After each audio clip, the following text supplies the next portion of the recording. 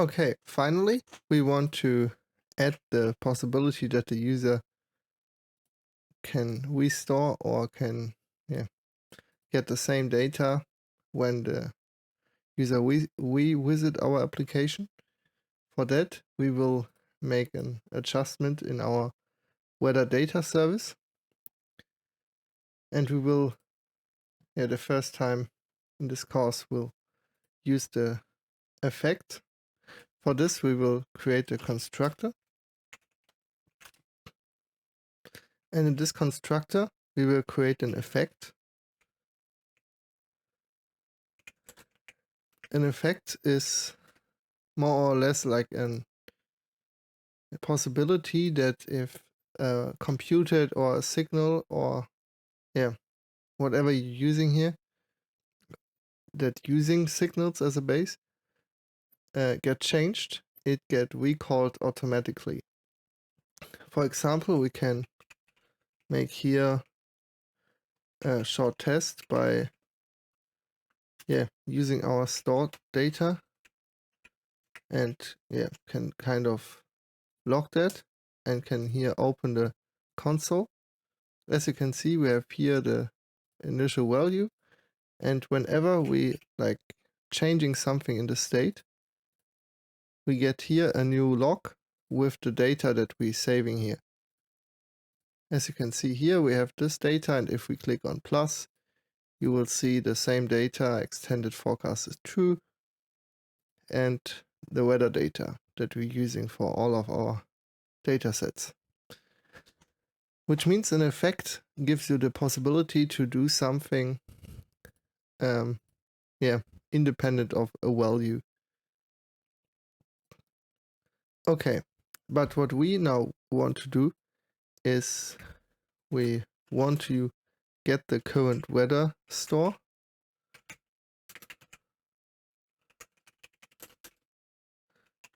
by exactly calling the complete store, and then we want to use the local storage to set this into an local storage place. If we now like go in here, we can put this in a stringified form into the store in the local storage. And if we now take a look, and here if you go on the application, you see a local storage.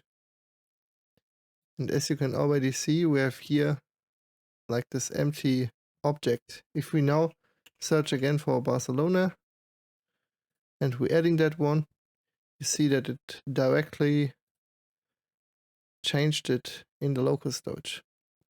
But as you can see, if we now visit the page, it also gets cleared, which is not what we wanted here. For that, we kind of know now writing some logic that we store the local storage if the user visit the page. For that, we make here local storage string. We're getting the local storage data by using get item store. Then we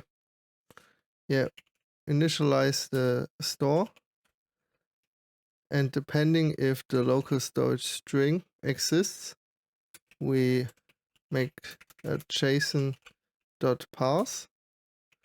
with our local storage string, or make it empty.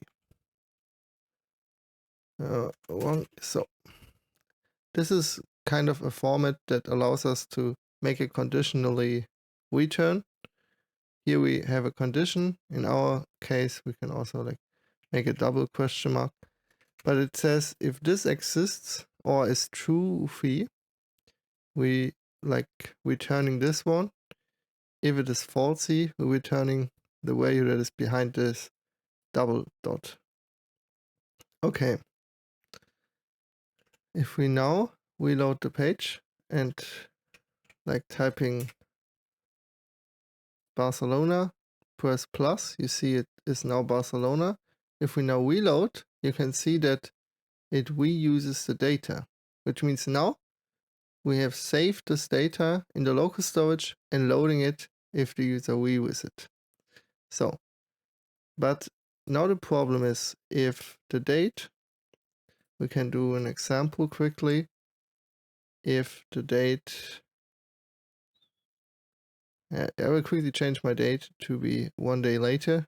I will see you. Ready to learn Angular 19, 20 and 21. This course covers everything new in this latest versions. From hydration, event replay, resource API, signal forms, we cover it all. You will get a complete playground app showcasing all features. Plus, we will build a weather app from scratch to implement everything hands-on. Full source code for both projects included. Check the link in the description.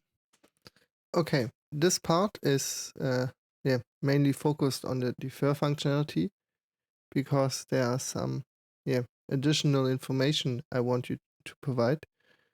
As you already know, and I have shown to you, we have this defer, which allows us to load some data or components lazy.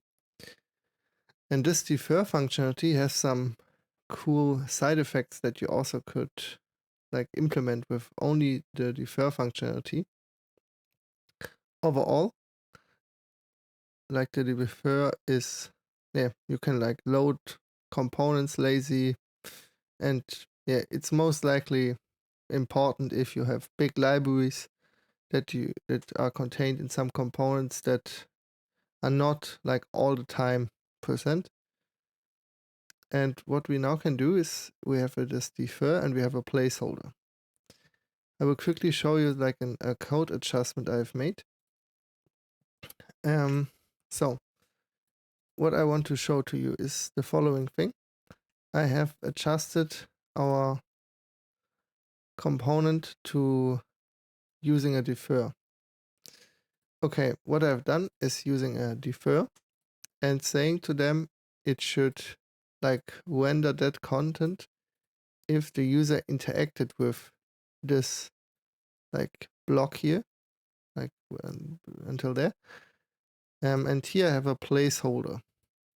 What that says is that as long as the user not have interacted in that example, it should show this component or this content. And if the user then interact with it, interaction is defined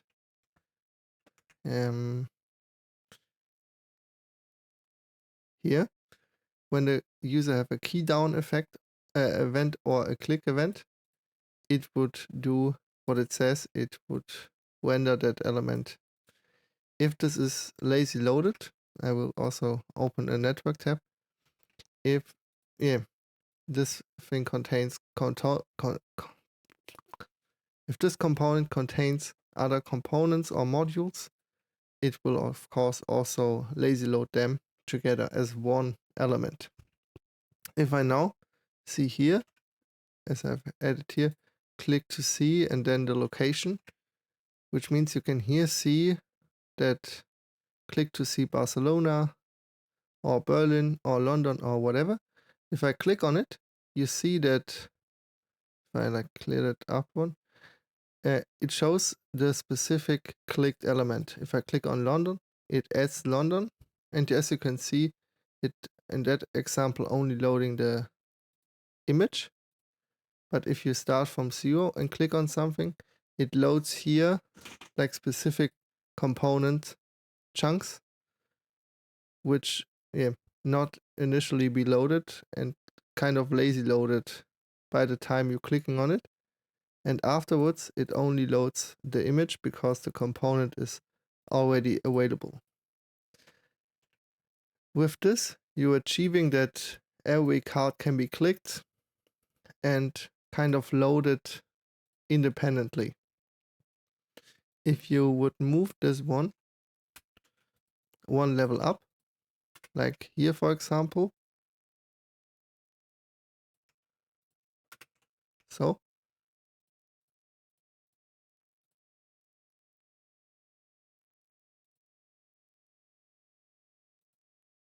okay, then you can't show this information, of course. I will write placeholder. You have one card, and if you click on it, it loads all information at once. Also interesting is that you can here use different types. You can use, like, for example, timer, and then defining like a time frame. You want to wait until this component get loaded, and while this timer is running, it shows the placeholder, which means I can type here 2 seconds, and you see the time. I'm not doing anything, and after 2 seconds it loads the defer content. There are also some other, like for example on hover, which allows when you hover over it to load the content.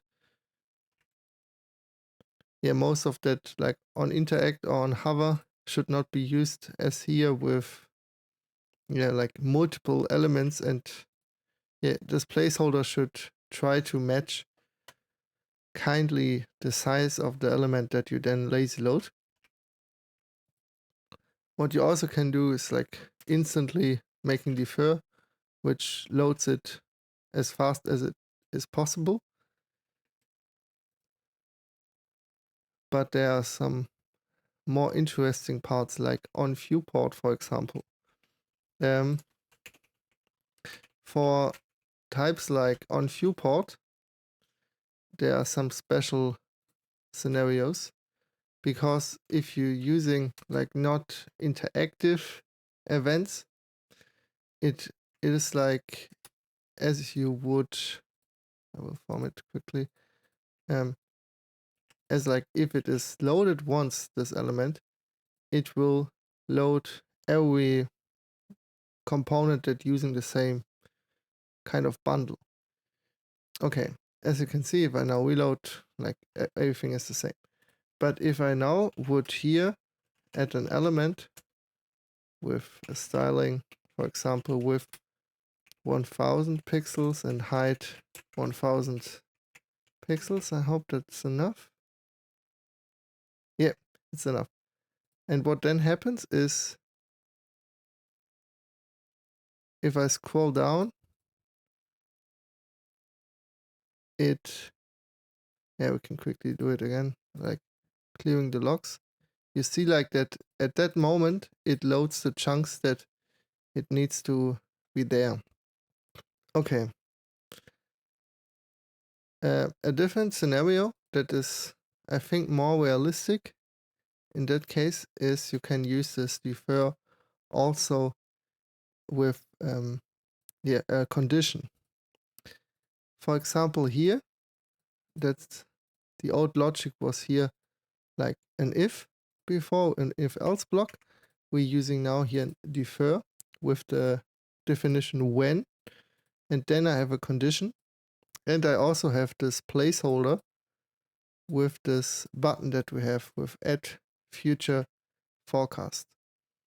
So if I now removing our block here again and get rid of all of that cards and reload the page. So what I now can do is, with this defer, I also say that it should load that, no, that one. It should load the weather forecast component only if the card contains more than one forecast. If I now search for Berlin, for example, and adding them, you see like it only made some requests about the searching and the adding of the forecast. If I now click on this one, it loads this chunk which containing our component for the bottom one. And that's the one of the use cases you can use it for, to make components that only get loaded when a certain condition is happened. For bigger components, if like your component is really big, there is an option with, like, for example, on prefetch, for example, which means it preloading as soon as the browser not has something to do. But I wanted also to go over the add error and loading, which means with this one you can kind of say, if you have a bigger component, you can also make here an loading part. I will like simply make here loading, and eventually we make it longer. Okay, make minimum 4. Yeah. What that does, like this after, here's like a special case. It says like if the component need more time than 100 milliseconds to load, it should show this loading, and it should minimally, when this after happens, should at least show it 1 second. And as you have seen here, it showing then this loading for a minimum time when it is loading, which means it will not showing it if this defer not wants to load it now. We can like make it again for New York. If I add this one, you see instantly the placeholder, and if I click on it, it in that example shows it instantly because it already knew it. If I reload now and again go searching for New York, add this one and click now on add, it shows loading because it not has the component at that moment.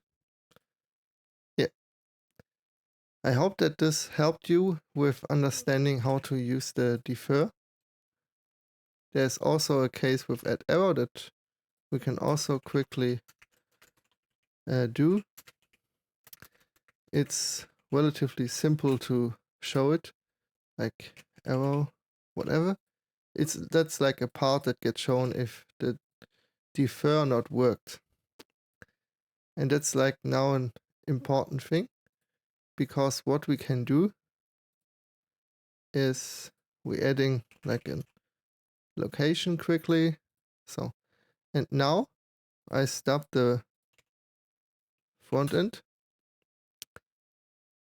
And now I want to add this one. And now it can't load it. It has issues with loading it. And as you can see, it now shows error. Yeah, that's like the special case that they have here also. Yeah, but that's only the case if like the module that it tries to load can't be loaded. Yeah. All right, then I hope I could help you and you could understand how you could defer. And if you have like, you can play around in the project to try a little bit what you can do with this defer. Because few of that components can be a little bit better with defer. But like this forecast part is relatively important when you think about loading some contents below. Like for example, you have a chart that you want to show with the history of the temperature or something. You then has to load that component, and that would be nice if you would then defer that one. And as I also showed in the refactoring or the migration to Angular 17, you have also seen that you can like defer dialog contents or some different contents. Yeah, alright, then I thank you for looking my course, and I hope you learned a lot, and see you in a different course eventually.